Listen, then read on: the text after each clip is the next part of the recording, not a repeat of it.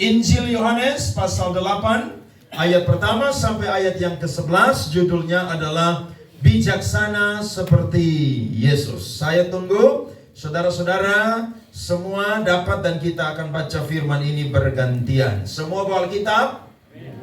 Ada yang tidak bawa Alkitab tapi bawa handphone? Amin. Sampai kalau saudara tidak bawa dua-dua berarti saudara miskin melarat sekali ya. Haleluya. Baik, mari kita baca firman Tuhan. Saya mulai ayatnya. Yang pertama, saudara nanti mulai ayat yang kedua dan nanti sama-sama di ayatnya yang ke-11. Perempuan yang berzina. Tetapi Yesus pergi ke Bukit Zaitun. Ayat 2 saudara mulai.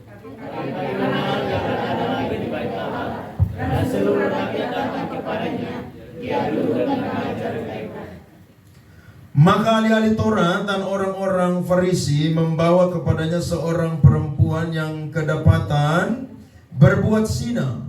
Mereka menempatkan perempuan itu di tengah-tengah.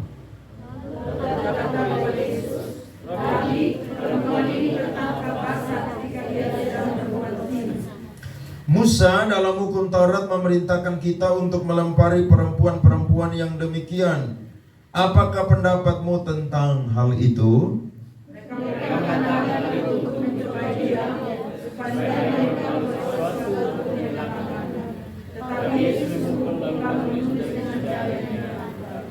Dan ketika mereka terus-menerus bertanya kepadanya, ia pun bangkit berdiri lalu berkata kepada mereka, barang siapa di antara kamu tidak berdosa, hendaklah ia yang pertama melemparkan batu kepada perempuan itu.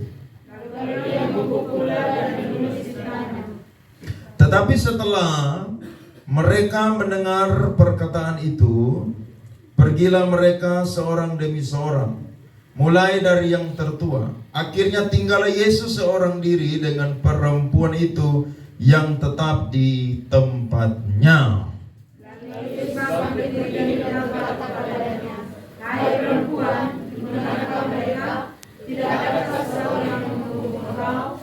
Sama-sama baca.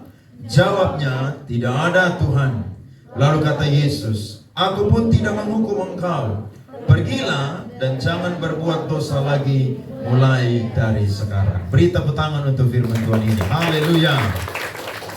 Ketika Yesus tampil melayani 3,5 tahun, kurang lebih ada kelompok-kelompok yang ingin menjatuhkan dia atau mencari kesalahan-kesalahan dari Tuhan Yesus. Kalau saudara baca Injil, maka kelompok itu adalah kelompok agamawi atau rohaniawan Yahudi. Ada ahli-ahli Taurat, ada orang-orang Farisi, ada orang-orang Saduki. Mereka ini adalah 3 kelompok atau 3 golongan yang tergabung di dalam Sanhedrin orang-orang Yahudi atau mahkamah agamanya orang-orang Yahudi. Ketika Yesus tampil, Yesus membawa pengajaran yang berbeda. Sehingga ada banyak orang berkata bahwa Yesus mengajar tidak sama seperti ahli-ahli Taurat, orang-orang Farisi. Tapi dia mengajar dengan berkuasa. Nah, kalau saya dan saudara menyoroti firman Tuhan ini, kita akan menemukan bahwa sebelum mereka mendapatkan celah untuk mencoba Yesus, mereka adalah orang yang ternyata menyimpan dendam kepada Yesus. Karena mereka ingin menjatuhkan Yesus, tetapi selalu ada saja caranya untuk Yesus itu mendapatkan juga pembelaan. Kalau saudara baca di ayat 45 di atas, dari pasal 7 sampai ayatnya yang ke-52, Yesus itu dibela oleh Nikodemus. Nah, mereka coba putar otak, kira-kira bagaimana supaya mereka bisa dapat celah untuk mencobai Yesus. Sebab jawaban dari firman yang tadi kita baca jelas. Mereka membawa perempuan yang kedapatan berzina ini tujuannya bukan untuk yang namanya mau menghancurkan perempuan ini saja, tapi mereka mau untuk mencari kesalahan daripada Tuhan Yesus, sehingga dia pun juga akan menghadapi hukuman yang berat. Nah, saya percaya bahwa Yesus adalah sumber hikmat. Ada amin? Berarti mereka datang kepada alamat yang tepat, karena dia adalah sumber daripada hikmat tersebut. Kasus ini saudara-saudara cukup sulit untuk dipecahkan. Kurang lebih ada 3 alasan. Alasan yang pertama adalah kalau Yesus menyuruh mereka untuk merajam, maka Yesus mengikuti Taurat dan mengabaikan belas kasihan. Padahal Yesus muncul, Yesus itu menggenapi hukum Taurat, tapi juga Yesus itu membawa satu hukum yang namanya hukum kasih karunia. Jadi kalau dia mengizinkan perempuan ini dirajam, dia melakukan hukum Taurat, tapi dia melupakan yang namanya hukum kasih karunia. Atau Yesus tidak punya belas kasihan. Saudara nangkap sampai sini? Itu yang pertama. Yang kedua adalah jika Yesus suruh rajam, maka Yesus mengambil wewenang dari pemerintahan Romawi.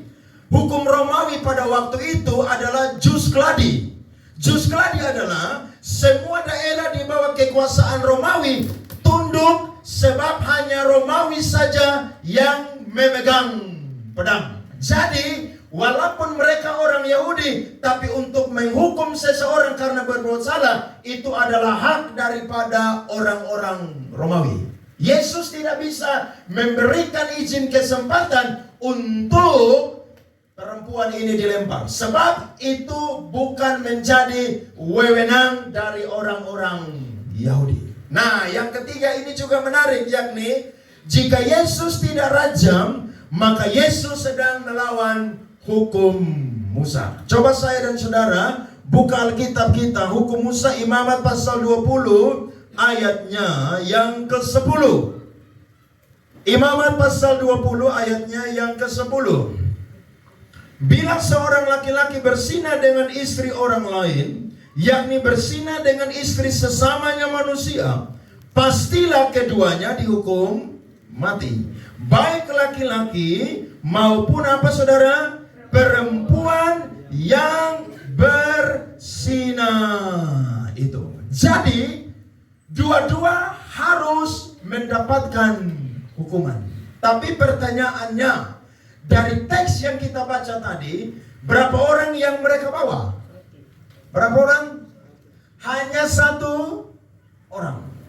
Berarti mereka bukan benar-benar mendapati perempuan ini sedang kedapatan berzina, tapi mungkin ada penafsir yang berkata bahwa mereka sedang menjebak perempuan ini sehingga mereka bisa mendapatkan kesempatan untuk dibawa kepada Yesus. Harusnya menurut hukum Taurat, dua-duanya harus dirajam sampai mati.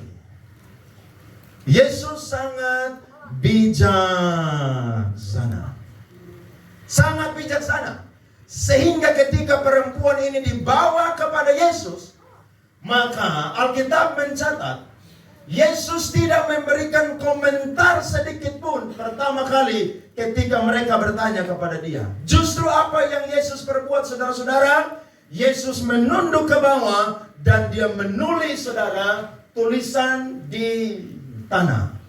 Kalau saya dan saudara baca Alkitab, itu ada di halaman bait Allah. Sebenarnya itu tanah bukan betul-betul tanah, tapi itu terbuat, saudara-saudara, dari bangunan-bangunan seperti semen yang ada, sehingga Yesus tidak mungkin menuliskan di tanah dan itu dapat membacanya. Tapi saudara, ada penafsir Alkitab yang berkata kurang lebih ada 2 tulisan yang ditulis oleh Tuhan Yesus. Tulisan yang pertama bunyinya adalah, biarlah nama-nama orang jahat ini dituliskan di dalam debu tanah. Sedangkan penafsir yang kedua berkata, bumi mendakwa bumi, tetapi penghakiman adalah hakku. Saudara, ini menarik sekali secara teologis karena Yesus adalah sumber hikmat. Maka ketika mereka mau mencobai dia untuk menjatuhkan dia, justru Yesus sangat bijaksana menyelesaikan persoalan ini.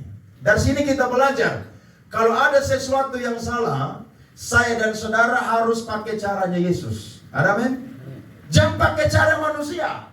Karena kalau pakai cara manusia, kita akan menghakimi orang yang berbuat dosa. Padahal Yesus berkata, jangan engkau melihat selumbar di mata saudaramu, Tetapi yang ada di mata kita itu apa? Balok. Ini kalimat kiasan, artinya jangan melihat dosa yang kecil di hidup daripada saudaramu, sementara di hidupmu ada dosa yang sangat-sangat besar. Dari kisah ini saudara, saya memberikan dua berkat rohani bagi kita. Bagaimana tindakan Yesus yang bijaksana, dan itu saudara dapat menyelesaikan masalah yang sukar ini. Dan ini menjadi pelajaran teladan bagi kita semua yang mendengarkan khotbah pada malam hari ini. Yang pertama adalah ukuran yang Yesus pakai untuk menghakimi adalah ukuran firman Tuhan. Yesus menghakimi saudara tidak pakai yang lain, tapi dia pakai firman Tuhan. Dia ketika menulis saudara justru itu sedang memberikan kesempatan kepada ahli-ahli Taurat dan orang-orang Farisi untuk memikirkan diri mereka sendiri. Yakni mereka pun juga adalah orang-orang yang tidak luput dari dosa. Betul saudara-saudara? Siapa di sini yang tidak buat dosa lagi? Angkat tangan. Saya yakin kalau sampai ada saudara yang berkata saya ini tidak buat dosa lagi, berarti saudara penipu di hadapan Tuhan. Ada dua orang pergi ibadah di Bait Allah. Satu orang Farisi, satu itu pemungut cukai. Orang Farisi berkata, saya puasa 1 minggu 2 kali, saya rajin menyembelihkan persepuluhan, saya tidak berzina, saya tidak mencuri, saya tidak melakukan hal-hal yang lalim.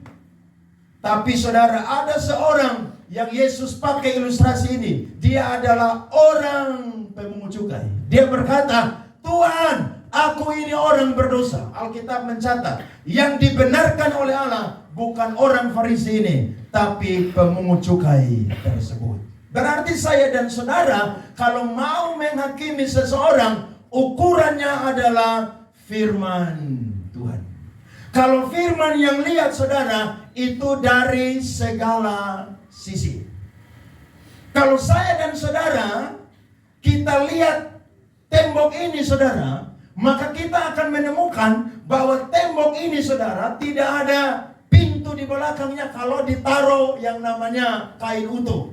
Tapi kalau saya dan saudara lihat dari samping sana, maka saya dan saudara akan menemukan bahwa ada pintu di balik daripada kain tersebut. Betul saudara-saudara? Jadi kalau saya dan saudara kedapatan orang berbuat dosa, jangan cepat-cepat menghakimi. Saudara bilang, lihat dong orang berdosa, lihat dong orang yang sudah berubah. Tidak boleh saudara, kenapa? Karena kalau kita sampai menghakimi, kita sudah masuk terjebak di dalam yang namanya dosa kesombongan rohani. Tidak boleh. Kalau ada orang yang buat dosa, maka ukuran yang kita pakai saudara bukan ukuran manusia, tapi ukuran yang kita pakai adalah apa saudara-saudara? Firman Tuhan. Lihat ayat 5 dan ayat yang ke-6. Firman Tuhan catat tadi, Musa dalam hukum Taurat memerintahkan kita untuk melempari perempuan-perempuan yang demikian. Apakah pendapatmu tentang hal itu? Saudara, Yesus sedang kasih mereka peluang untuk pikir. Kenapa? Karena mereka adalah orang yang memegang hukum. Ahli Taurat, orang Farisi, merekalah orang-orang yang menafsirkan 5 kitab hukum Musa. Tapi mereka itu sengaja lupa, sengaja amnesia bahwa Alkitab mencatat kalau 2 orang kedapatan berzina, maka dua-duanya harus dirajam. Tapi kenapa mereka hanya bawa satu saja, yakni perempuan ini? Berarti mereka saudara sedang menghakimi pakai cara manusia, bukan pakai caranya Allah. Jadi saya dan saudara dapat pelajaran yang berharga. Kalau saudara dengar ya, kalau saudara dengar seseorang mungkin omong saudara pun nama, saudara itu jangan cepat buru-buru langsung ketemu orang itu untuk beribut atau berantem berkelahi dengan dia. Karena mungkin orang yang bawa pesan itu tambah bumbu atau melebih-lebihkan. Bisa atau tidak saudara? Kalau saudara yang namanya langsung labrak, itu masalah besar. Masalah besar. Saudara harus yang namanya pergi ketemu orang ini dan tanya, betul kamu ngomong seperti begini? Saya satu kali saudara pernah terjebak ribut sama orang. Ada orang saudara yang pakai jemaat saya untuk menyampaikan sesuatu hal yang dia itu keberatan dengan saya. Tapi waktu jemaat saya itu lapor saya langsung punya hikmat saudara. Bahwa orang ini saudara dia pakai trik. Sehingga kalau saya berjumpa dengan dia, maka dia akan berkata, saya tidak ngomong seperti demikian. Yang ngomong adalah jemaat Pak Andre yang melebih-lebihkan. Saudara lihat, kalau saya sampai terjebak, maka saya akan ribut dengan dia, ribut dengan jemaat. Korbannya siapa saudara? Jemaat. Jemaat yang tidak tahu apa-apa, tapi karena saya yang tidak menghakimi itu pakai firman Tuhan, karena emosional, akhirnya masalah yang harusnya tidak ada masalah menjadi masalah yang besar. Kalau ada orang yang buat salah, coba saudara ukur dengan firman Tuhan. Coba ukur dengan firman. Jangan saudara ukur pakai pikiran sendiri. Karena kalau tidak, saya dan saudara akan terjebak di dalam yang namanya menghakimi. Tapi kalau kita pakai firman Tuhan, saya percaya bahwa kita akan mudah sekali menyelesaikan firman Tuhan. Yang alatnya yang kita pakai saudara-saudara adalah firman Tuhan. Lihat Matius pasalnya yang kelima ayat 27 sampai ayatnya yang ke-28. Alkitab mencatat. Matius 5 ayat 27 sampai 28. Kamu telah mendengar firman, jangan apa saudara? Jangan apa? Berzina. Tetapi aku berkata kepadamu, setiap orang yang memandang perempuan serta menginginkannya sudah berzina dengan dia di mana saudara?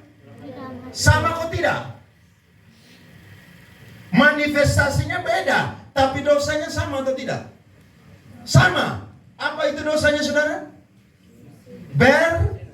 Itu langgar hukum keberapa di Keluaran 20? Ada yang tahu? Hukum ke-7. Jangan apa? Berzina. Lihat kiri kanan bilang begini. Hukum ke-7 bilang jangan berzina. Alkitab berkata, Yesus berkata, orang tidak perlu tidur dengan perempuan. Dia lihat perempuan saja dan langsung menimbulkan hawa nafsu. Sudah apa saudara? Saya coba tambah. Kalau perempuan lihat laki-laki langsung sudah penuh hawa nafsu, berarti apa saudara? Berarti saya dan saudara lebih baik dari orang yang selingkuh atau tidak lebih baik? Tidak lebih baik. Sebab kita baru lihat betis perempuan saja kita bilang aduh. Betul kaum pria? Laki-laki itu jatuhnya di mana sih Bab Niko? Di mana laki-laki? Mata. Pernah ada konferensi pendeta di Kuta Bali saudara. Wow, itu pendeta semua yang pergi itu saudara semangat luar biasa. Ada satu hari untuk pendeta refreshing saudara. Dan mereka jalan-jalan dengan bebas di pantai Kuta Bali. Waktu mereka lihat bule saudara pakai bikini, mereka darah Yesus berkuasa.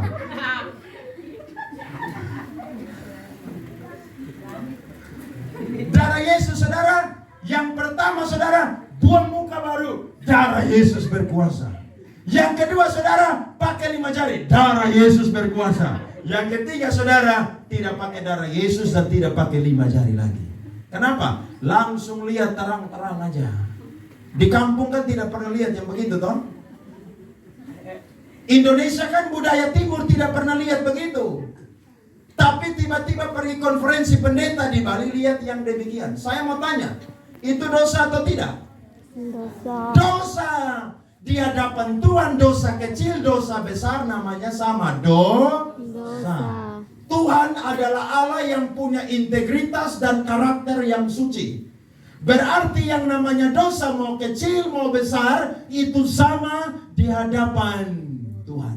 Berarti Yesus mau bilang kepada mereka dan kepada kita, kalau mau menghakimi, coba pakai ukurannya firman Tuhan.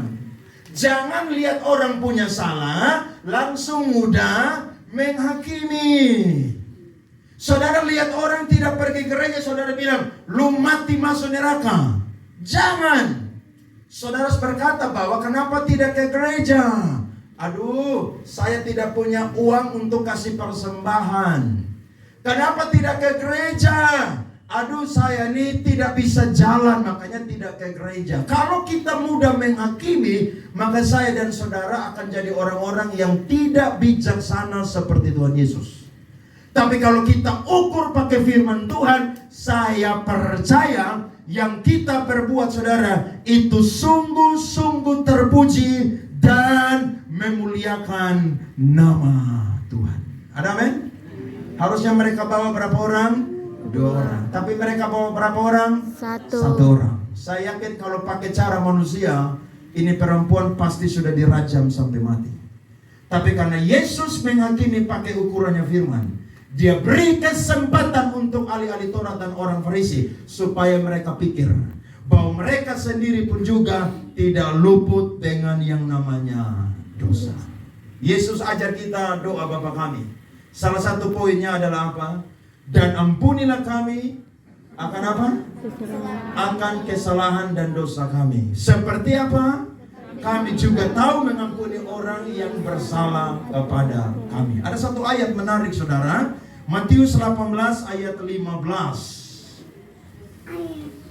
Matius 18 ayat 15. Alkitab berkata, apabila saudaramu berbuat dosa, tegurlah dia di mana, saudara?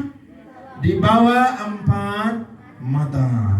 Jika ia mendengarkan nasihatmu, engkau telah mendapatkannya kembali. 16. Jika ia tidak mendengarkan engkau, bawalah seorang atau 2 orang lagi atau saksi, supaya atas keterangan 2 atau 3 orang saksi perkara itu tidak apa? Disangsikan. Ayat 17. Jika ia tidak mau mendengarkan mereka, sampaikanlah soalnya kepada jemaat. Dan jika ia tidak mau juga mendengarkan jemaat, pandanglah dia sebagai seorang yang tidak mengenal Allah atau seorang pemungut cukai. Amin. Berarti ada step-step untuk menyelesaikan masalah. Makanya mimbar ini tidak boleh dipakai untuk tunjuk-tunjuk jemaat dan menyerang jemaat. Tidak boleh. Justru saya suka kalau khotbah tuh pakai kata kita. Karena pendeta yang khotbah pun juga masih berbuat dosa dan jatuh dalam dosa. Mimbar ini tidak boleh kita pakai untuk menghakimi. Karena 1 jari kita tunjuk kepada jemaat, tapi 4 jari sedang menuju kita yang menyampaikan firman Tuhan. Jadi kalau ada jemaat yang bersalah, yang berdosa, kalau pendeta tahu, panggil ngomong baik-baik. Kalau 1 minggu jemaat tidak hadir di gereja, tidak usah telepon dia. Tapi kalau 2 minggu dia tidak ada di gereja, saudara telepon dia. Atau saudara punya keluarga tidak datang gereja, 2 minggu turut-turut, tanya dia. Saudara jangan pakai mimbar langsung bilang begini, saudara yang tidak gereja 2 minggu turut-turut, mati masuk neraka. Wah, itu dia langsung kabur dari gereja. Padahal gereja itu adalah bengkel orang berdosa. Amin. Gereja adalah rumah sakit untuk orang berdosa. Gereja adalah asrama untuk orang berdosa. Sama seperti Yesus menyelesaikan masalah pakai firman, maka saya dan saudara pun juga harus menyelesaikan masalah pakai firman. Amin. Jangan cepat-cepat menghakimi seseorang. Apalagi kita orang Kupang ini kan suka dengan gosip, betul ya? Saudara dengar sesuatu, saudara bilang terus. Terus itu tuh yang semakin apa? Terus.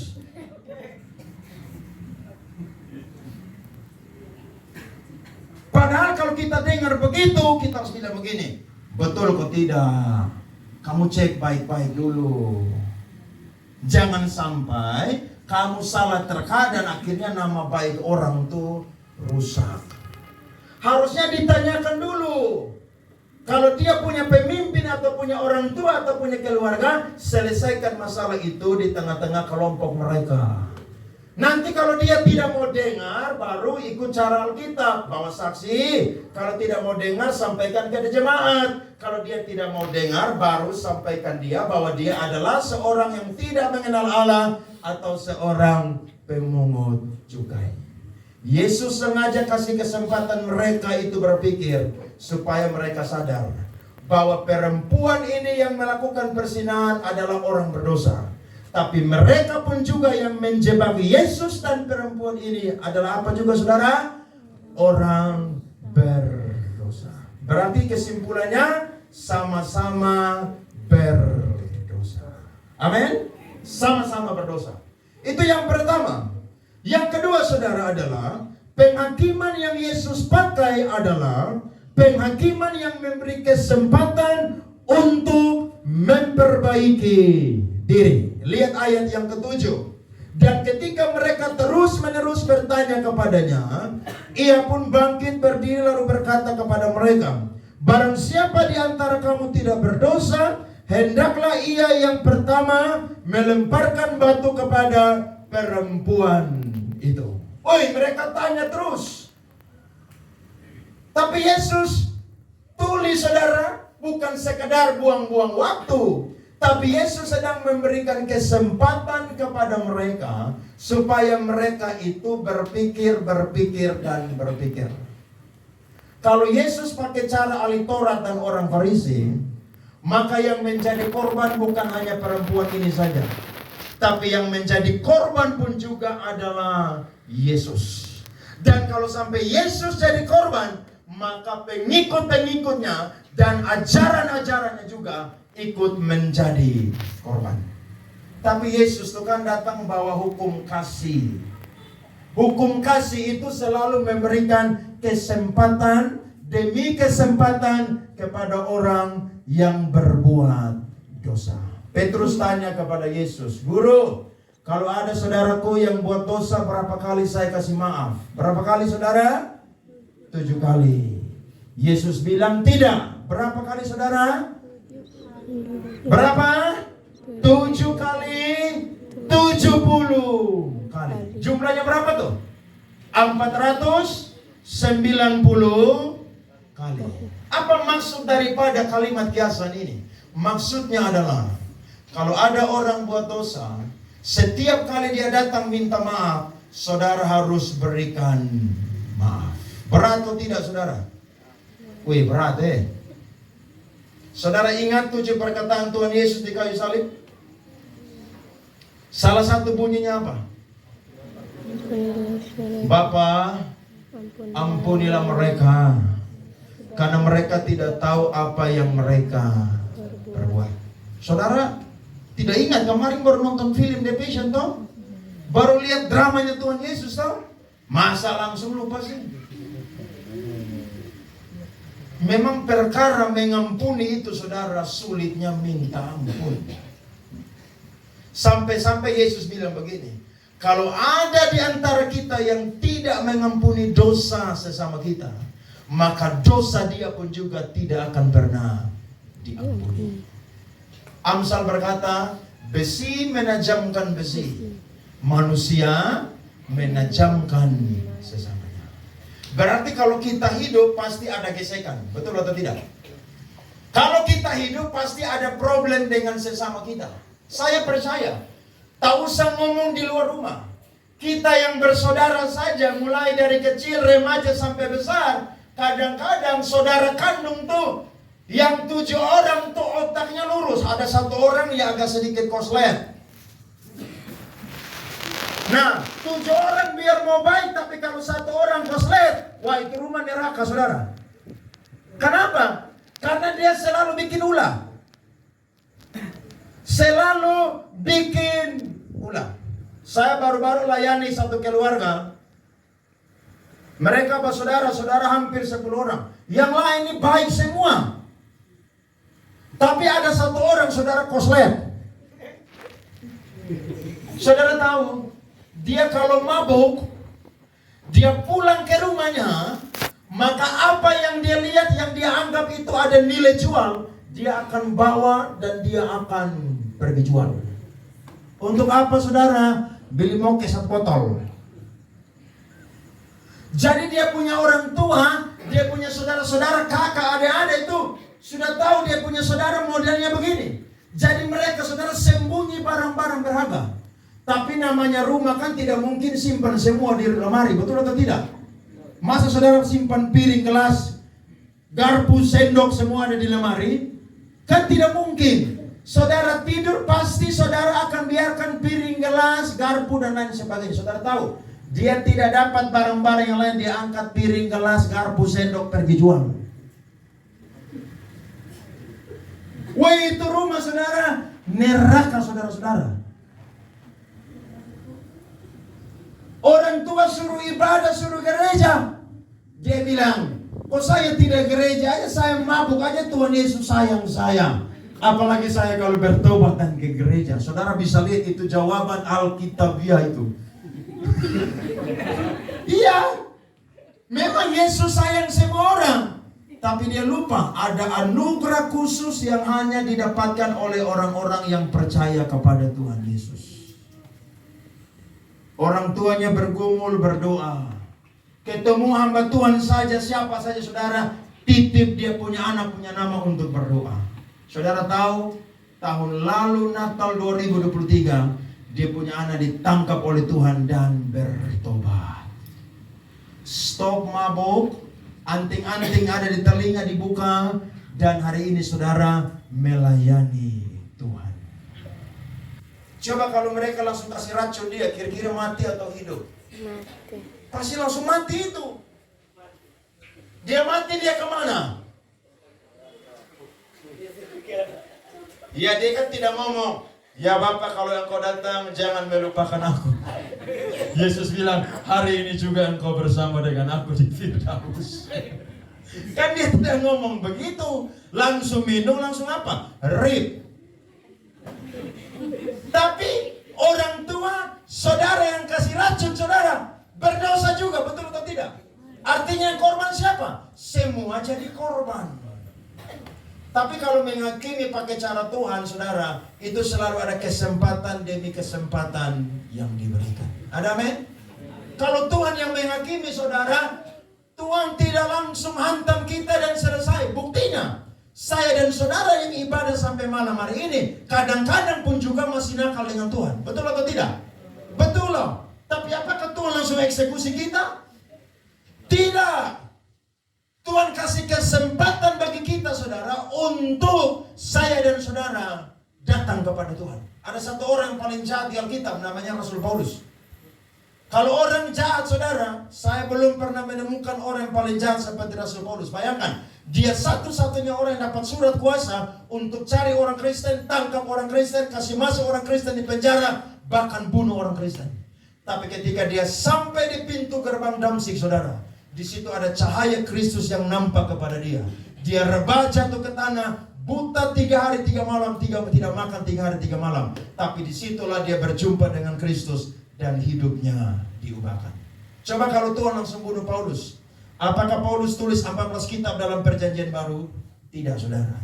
Apakah tulisan-tulisan Yesus, tulisan-tulisan Injil diperkuat dengan teologinya Rasul Paulus? Tidak saudara. Tapi Allah selalu memberikan kasih karunia untuk setiap orang yang mau kembali dan datang kepada Tuhan. Coba buka kitab ini, 1 Timotius 1 ayat 15 sampai 17. Ini ayat favorit saya saudara-saudara. 1 Timotius pasal 1 ayat 15 sampai ayatnya yang ke-17. Mari kita baca ini firman Tuhan. Perkataan ini benar dan patut diterima sepenuhnya. Kristus Yesus datang ke dunia untuk menyelamatkan orang berdosa. Dan di antara mereka, akulah yang apa? Lihat tuh, ini orang ini hebat. Tapi dia bilang sama Tuhan, dia bilang sama jemaat yang ada di Efesus, dia bilang sama Timotius, dari semua orang yang berdosa, akulah yang paling berdosa. Ini mentalnya bagus. Kalau kita flashback ke belakang, ada 2 orang pernah bikin dosa, Daud dan Saul. Saul cuma curi kambing domba untuk persembahan, tapi Daud curi istrinya orang. Menurut saudara, siapa yang punya kejahatan lebih berat? Daud. Tapi ketika Saul ditegur, Saul selalu punya dalih untuk membela diri. Tapi ketika Daud ditegur, Daud berkata, ya Tuhan, aku telah berdosa kepada Tuhan. Siapa yang dapat pengampunan, saudara? Daudlah yang dapat pengampunan. Ayat 16, firman Tuhan berkata, tetapi justru karena itu, aku dikasihani, agar dalam diriku ini sebagai orang yang paling berdosa, Yesus Kristus menunjukkan segala apa, saudara? Kesabarannya. Dengan demikian aku menjadi contoh bagi mereka yang kemudian percaya kepadanya dan mendapat hidup yang kekal. Ayat 17 baca sama-sama. 1, 2, 3. Hormat dan kemuliaan sampai selama-lamanya bagi Raja segala zaman, Allah yang kekal, yang tak nampak, yang esa. Amin. Beri tepuk tangan kepada Tuhan, saudara-saudara. Amin. Jadi mengampuni, saudara, itu selalu diberikan bagi kita. Yesus adalah Bapa kita. Maka kita adalah anak-anaknya, harus selalu memberikan pengampunan kepada orang-orang yang mengasihi kita. Saudara-saudara kita yang beragama Muslim, mereka sedang puasa. Saudara tahu ketika mereka lebaran apa yang mereka perbuat? Semua mereka yang beribut, yang berantem, berkelahi, saling apa? Maaf, memaafkan. Nah, kalau mereka saja melakukan itu, saya dan saudara yang punya Tuhan yang mati dan hidup bangkit dari antara orang mati, kita harus lebih daripada itu untuk memberikan pengampunan. Amin? Harus dong. Memang berat, saudara. Berat. Tapi saya percaya kalau kita mengampuni, bukan berarti kita melupakan. Kalau kita memberikan pengampunan, kita sedang memberikan kesempatan kepada orang tersebut untuk memperbaiki dirinya. Galatia 6 ayat yang pertama. Mari kita lihat firman Tuhan ini. Galatia pasal 6 ayatnya yang pertama. Saudara-saudara, kalaupun seorang kedapatan melakukan suatu pelanggaran, maka kamu yang rohani harus memimpin orang itu ke jalan yang benar, dalam roh lemah lembut. Sambil apa? Menjaga dirimu sendiri, supaya kamu juga jangan apa, saudara? Kena kepada pencobaan. Jelas, kalau kita anak-anak Tuhan, maka kita harus pakai caranya Yesus, yakni selalu memberikan kesempatan bagi orang untuk berubah. Akhirnya, kalau kita lihat teks firman Tuhan tadi, ayatnya yang ke-10, firman Tuhan berkata sampai ayat yang ke-11. Lalu Yesus bangkit berdiri dan berkata kepadanya, hai perempuan, di manakah mereka? Tidak adakah seorang yang menghukum engkau? Jawabnya, tidak ada, Tuhan. Lalu kata Yesus, aku pun tidak menghukum engkau. Pergilah dan jangan berbuat dosa lagi mulai dari sekarang. Ini menarik. Kenapa? Karena Yesus kalau mau pakai caranya hukum Musa, yang dapat hukuman bukan perempuan ini saja, tapi yang dapat hukuman pun juga adalah ahli Taurat dan orang-orang Farisi. Sebab mereka yang ajar firman, tapi mereka sengaja buta dengan firman Tuhan. Tapi Yesus pun juga tidak menghukum perempuan ini, tapi dia berkata, pergi dari sini dan mulai hari ini jangan berbuat dosa lagi. Berarti dua oknum ini, saudara, dapat kesempatan dari Tuhan. Betul, saudara? Dua-dua dapat kesempatan nih. Dua kelompok ini dapat kesempatan. Rohaniawan dapat kesempatan, perempuan yang berzina ini dapat kesempatan. Artinya, Yesus mau berkata, pergilah dan jangan berbuat dosa lagi.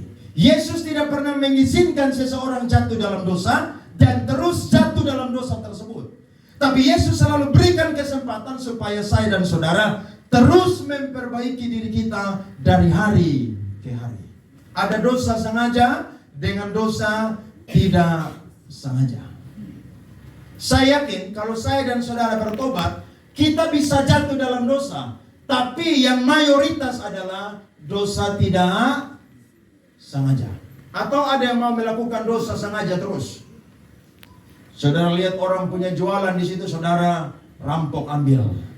Orang punya buah-buahan di depan rumah, lagi musim saudara curi. Itu namanya saudara sudah tahu dosa tapi sengaja. Tapi tiba-tiba saudara lagi naik motor di jalan, naik mobil, tiba-tiba ada anak mungkin pembalap road race, dia lewat samping saudara, nyanyi, angkat ban depan, saudara kaget, saudara hampir jatuh. Tiba-tiba saudara bilang, iblis setan lu. Nah, berarti saya dan saudara dosa tapi tidak sengaja. Kenapa? Respect, betul toh? Kaget saudara. Nah, saya dan saudara harus memberikan kesempatan demi kesempatan. Karena caranya Yesus itu begitu. Kalau Yesus model ke kita, tiap hari ini almarhum banyak di Kuadino sini. Betul. Kemarin Paskah tuh semua orang Kristen di gereja, betul ya? Woi, gereja semua penuh saudara. Saya punya gereja yang biasa ibadah tidak sampai 100 orang saudara. Kemarin penuh sesak. Biasa ibadah tuh 60, 70, paling banyak 80. Kemarin tuh lebih sampai tumpah ruah. Sampai saya bilang kepada anak yang pelayan, siap-siap anggur dan roti lebih, karena takut pagi habis nanti langsung antar ke saya di depan yang lagi pimpin perjamuan kudus. Kenapa? Gereja penuh. Tapi habis Paskah dong di mana? Hah? Mereka adalah domba yang sengaja menghilangkan diri. Ada domba yang terhilang, ada domba yang sengaja menghilangkan diri. Nanti mereka tunggu Desember baru nongol lagi. Akhirnya Kristen napas Natal dan Paskah. Padahal saudara, Tuhan itu Allah yang baik loh.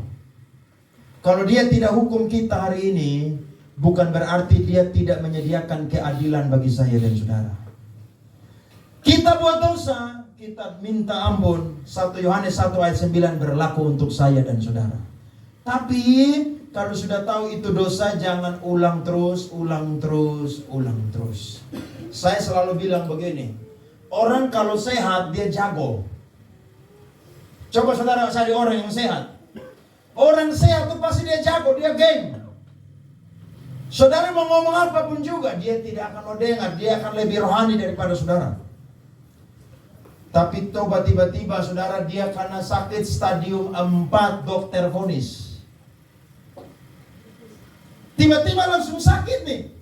Tidak ada gejala, check up di dokter langsung stadium 4. Kira-kira jago hilang atau tetap jago? Hilang. Jago hilang saudara. Tadi malam saya lihat di TikTok saudara, ada kapal-kapal yang berlayar tuh di lautan yang lagi musim badai. Wih, semua orang berteriak, Jesus help me, Jesus help me. Yesus tolong, Yesus tolong. Saudara biar mau jago berenang pun juga, tapi kalau cuaca buruk saudara tenggelam di Puku Afu atau Laut Sabu, saudara akan berteriak, Yesus tolong. Atau tidak ada bilang, puji Tuhan, haleluya, terus Tuhan. Tidak ada yang begitu saudara. Tidak ada kan? Semua pasti bilang, Tuhan ampuni saya Tuhan. Kalau saya tenggelam hari ini Tuhan, biarlah saya bersama dengan Tuhan di Firdaus. Tuhan bilang hari ini juga engkau bersama dengan aku di Firdaus.